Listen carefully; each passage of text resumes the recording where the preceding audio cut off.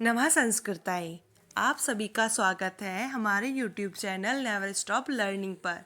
आज का हमारा विषय है अर्थात।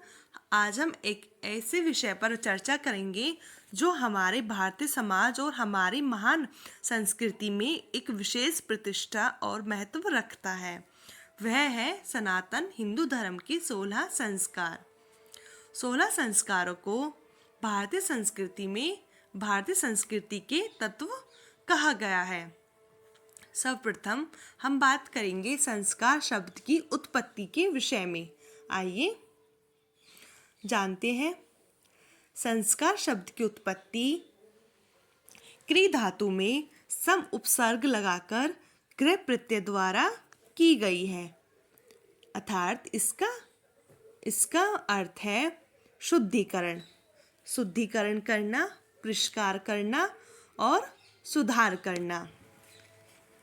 इनका विधान 16 संस्कारों का विधान भारतीय संस्कृति में जन्म से लेकर मृत्यु पर्यंत तक होता है। इन्हीं संस्कारों के द्वारा मानव जीवन परिशुद्ध होते हुए आगे की ओर बढ़ता है। अर्थात इनके द्वारा ही मनुष्य का जीवन समृद्ध और सुखी जीवन होते हुए आगे की ओर अग्रसर होता चला जाता है। 16 संस्कारों को ही मनुष्य जीवन की आधारशिला माना गया है। 16 संस्कारों को पुरोहित मंत्र उच्चारण के साथ विधि पूर्वक संपन्न करवाते हैं, जिससे मनुष्य का जीवन शुद्ध और स्वच्छ हो जाता है। अर्थात ऐसा माना गया है क्योंकि मनुष्य जन्म तक प्रत्येक मनुष्य असंस्कृत होता है। संस्कार से ही वह सुसंस्कृत कहलाता है। अर्थात हम कह सकते हैं कि 16 संस्कार ही एक मनुष्य को सुसंस्कृत और सभ्य बनाते हैं। आइए जानेंगे वो कौन कौन से संस्कार हैं जिनसे मनुष्य का जीवन सरल, सुखी और सुसंस्कृत बन जाता है। सबसे पहला संस्कार है गर्भाधान संस्कार, दूसरा है पुंसवन संस्कार, तीसरा है सीमांतोन्नयन संस्कार,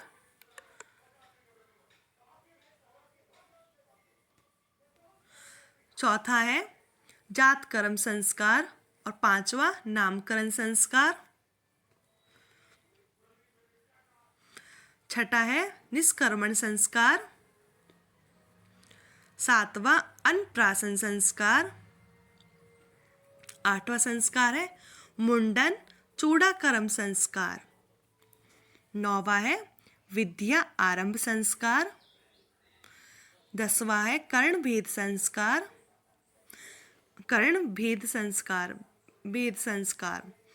11वां है यज्ञोपवीत संस्कार या उपनयन संस्कार, 12वां है वेद आरंभ संस्कार,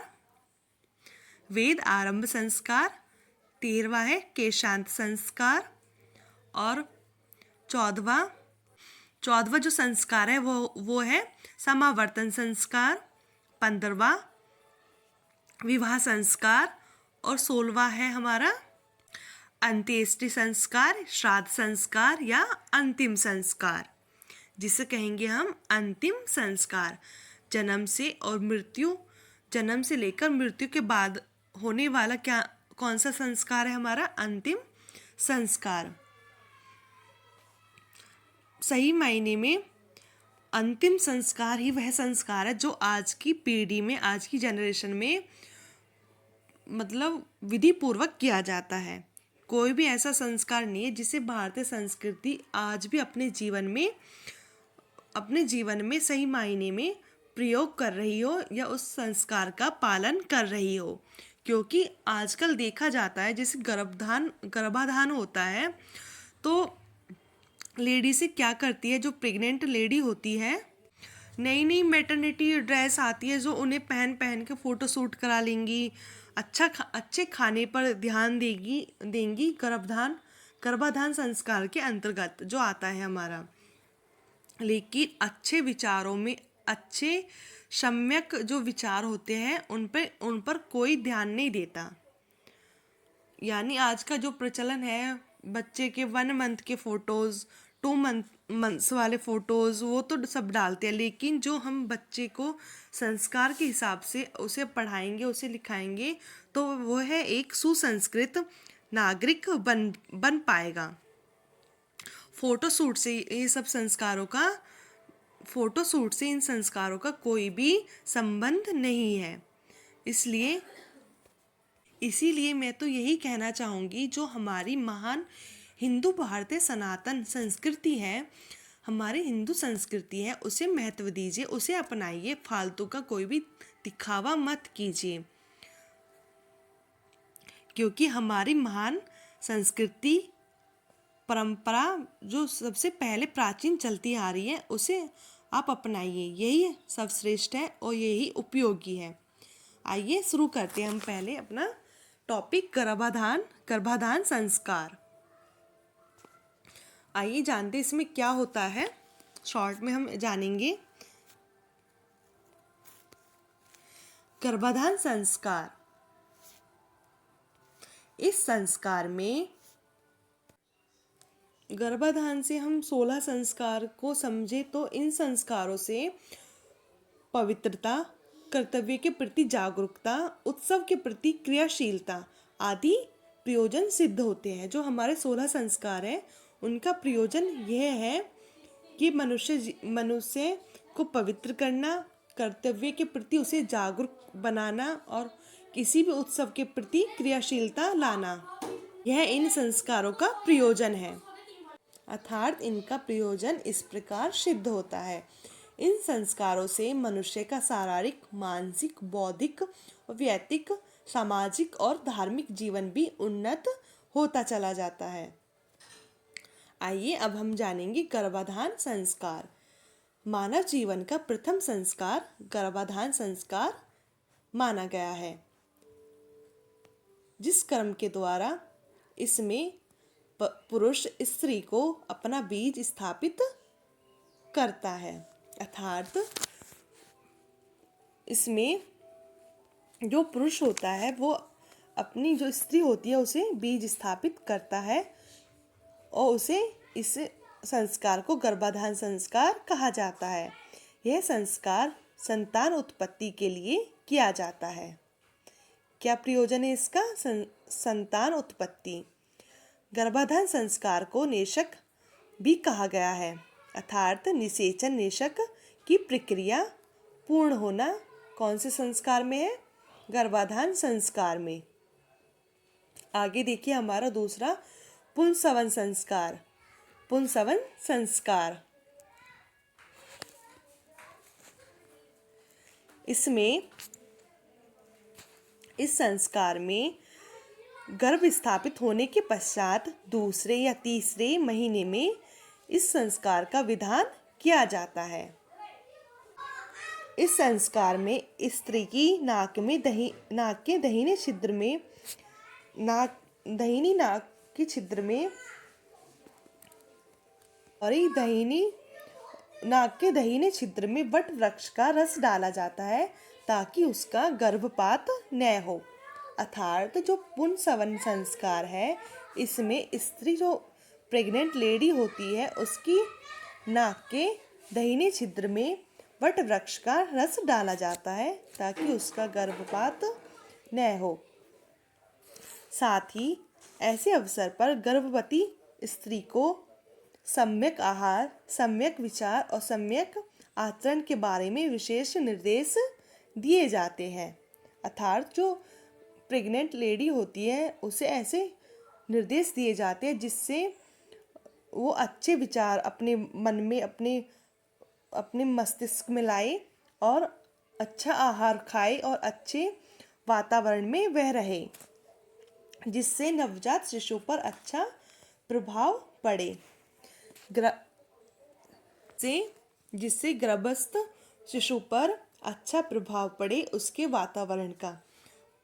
ये निर्देश आज भी दिए जाते हैं, लेकिन आज की जो प्रेग्नेंट लेडी से होती है वह अच्छे खाने में और अच्छे पहनने में ज़्यादा ध्यान देती है, लेकिन अच्छे आचरण में और अच्छे विचारों पे कोई ध्यान नहीं देता, क्योंकि नई नई मैटरनिटी ड्रेस पहनकर फ़ोटो शूट कराना बहुत ही आसान है, लेकिन हमारे जो 16 संस्कार है, सनातन धर्म की जो 16 संस्कार है, इनके अनुसार चलना आज की जनरेशन को, आज की पीढ़ी को बहुत ही कठिन लगता है।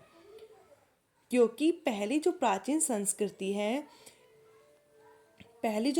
संस्कृति में सब इन्हीं संस्कारों के द्वारा अनुसार सारे सारी प्रक्रियाएं पूर्ण की जाती थी। तभी अभिमन्यु जैसे महान, अर्जुन जैसे महान, श्री कृष्ण अभिमन्यु अर्जुन जैसे महान योद्धा, श्री राम जैसे महान योद्धा जन्म लेते थे। क्योंकि आज के बच्चे होते हैं और होते ही उन्हें 6 महीने बाद मोबाइल दे दो, वो मोबाइल्स में रील वीडियोस अपने आप चला लेते हैं। फिर उन्हें देखकर लोग बोलते हैं देखो आज के बच्चे कंप्यूटर पैदा होते हैं। लेकिन कंप्यूटर तो वो आम होंगे ही नॉर्मली, जब उनकी माताएं प्रेग्नेंट होती हैं, गर्भधान जब उनका कंसीव वो करती है, तब से ही वो रील्स वगैरह, वीडियोस वगैरह, स्टोरी वगैरह यूज़ करती है। उनका प्रयोग वो अपनी 9 महीने की प्रेगनेंसी में ज़्यादातर करती है। उसी प्रकार उसका ही प्रभाव हमारे बच्चों पर पड़ता है। तो मेरा तो यही कहना है कि हम अपनी महान संस्कृति को अपनाइए, उसे महत्व दीजिए, और जो ये फालतू के दिखावे हैं इन्हें छोड़िए और अपनी महान सनातन हिंदू धर्म को, संस्कृति को अपनाइए। चलिए आगे देखिए छोड़े से सीमांतोन्नयन संस्कार। अगला कौन सा संस्कार है हमारा? सीमांतोन्नयन संस्कार। इस संस्कार में गर्भाधान के पश्चात चतुर्थ मास इसका संस्कार चौथे महीने में किया जाने का विधान था। चतुर्थ मास में किया जाता था। इस अवसर पर गर्भवती स्त्री को गर्भवती जो स्त्री होती थी उसके सीमांत यानी केश को उनको उठाकर, सीमांतोन्नयन यानी केसों को उठाकर संवारकर यज्ञशाला में हवन किया जाता था। अर्थात जो गर्भवती स्त्री होती थी उसके केशों को ऊपर की तरफ उठाकर संवारकर यज्ञशाला में बिठाकर उस यज्ञशाला में हवन किया जाता था। इसमें भावी संतान की रक्षा कल्याण के लिए पति, जो बच्चे का पिता होता था, वह श्री यानी लक्ष्मी जी का आह्वान करते हुए मंत्र उच्चारण करता था। इसमें जो बच्चे का पिता होता है वह श्री लक्ष्मी जी का नाम लेते हुए, उनका उच्चारण करते हुए हवन करता था। परिवार की श्रेष्ठ स्त्रियां उस श्रेष्ठ वीर संतान की उत्पत्ति के लिए आशीर्वाद देती थी। जो सीमांतोन्नयन संस्कार है उसमें जो परिवार की श्रेष्ठ स्त्रियां होती थी, सौभाग्यवती स्त्रियां, वो उस प्रेग्नेंट लेडी, जो गर्भवती महिला है, उसे आशीर्वाद देती थी और उसकी मांग में सिंदूर भरती थी। इस संस्कार में यह सब किया जाता था। इसे सौभाग्य संपन्न संस्कार भी कहा जाता है। सीमांतोन्नयन संस्कार को क्या कहा जाता है? सौभाग्य संपन्न संस्कार। चौथा संस्कार है हमारा जातकर्म संस्कार। कौन सा संस्कार है हमारा? जातकर्म संस्कार। बाल्यावस्था के 6 संस्कारों में पहला संस्कार जातकर्म संस्कार माना गया है। इसमें यह संस्कार शिशु होने से पूर्व, शिशु होने के बाद, शिशु होने पर नाभि छेदन, नाल काटने से पूर्व संपन्न किया जाता था। यह संस्कार शिशु होने पर उसकी जो नाल कटती है, आहार नाल काटने से पूर्व किया जाता था। इस अवसर पर पिता बच्चे को मंत्र उच्चारण के साथ साथ मधु या घी चटाता है, शहद और घी चटाता है। इस संस्कार के उपरांत ही माँ अपने बच्चे को स्तनपान कराती है। अर्थात जो जात कर्म का संस्कार है, इस संस्कार को करने के पश्चात ही माँ अपने बच्चे को दूध पिलाती है। इस संस्कार को कहेंगे हम जात कर्म का संस्कार। जात कर्म के लिए मनुस्मृति में कहा गया है, प्रांग नाभि वर्धनात् पुंसो जात कर्म विधीयते।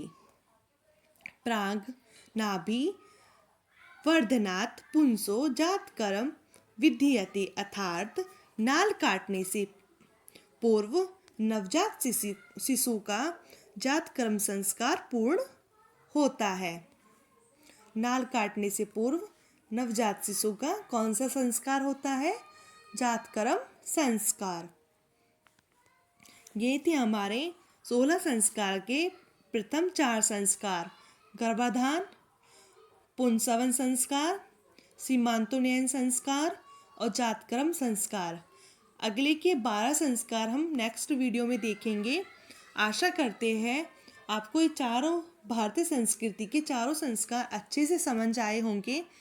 अगर हमारी वीडियो आपको अच्छी लगी हो तो हमारे चैनल को सब्सक्राइब और वीडियो को लाइक और शेयर करना ना भूलें, और कमेंट में हमें जो भी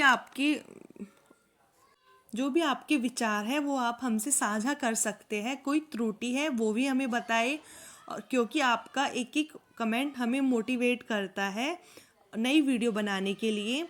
धन्यवाद। आपका दिन शुभ हो। नमः संस्कृताय, नमो नमः। धन्यवाद।